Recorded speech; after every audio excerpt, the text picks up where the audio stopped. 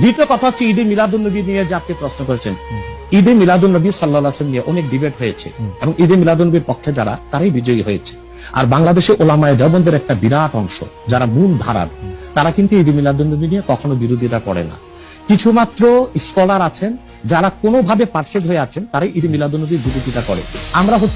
আমরা বলি মিলাদ যার সিরাত না তার। মিলাদুন নবী সাল্লাল্লাহু আলাইহি ওয়াসাল্লাম ব্যানারও মাহফিল হতে পারে, সিরাতুন নবী সাল্লাল্লাহু আলাইহি ওয়াসাল্লাম ব্যানারও মাহফিল হতে পারে।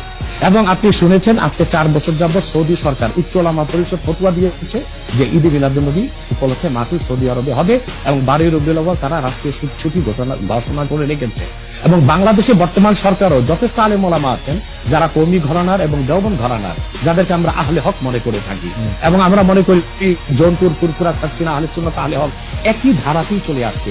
তারাও কিন্তু ইসলামিক ফাউন্ডেশনের দায়িত্বে আছে এবং তারা কিন্তু এবারও ঈদে মিলাদুন্নবী ব্যানারে প্রোগ্রাম করেছে এবং আমি সেখানে অংশগ্রহণ করেছিলাম একদিন। অতএব বিচ্ছিন্নভাবে কে কি ঈদে মিলাদুন্নবীর বিরোধিতা করলো, আব্দুর রাজ্জাক সাহেবের নাম বলেছেন, ওনাকেই বসান আমার সাথে কথা বলি, সংলাপ হতে তো কোনো দোষ নাই। ওকে, বা আপনি আরো যাদের কথা বলেছেন আচ্ছা। তাদেরকে বসান আমাদের সাথে।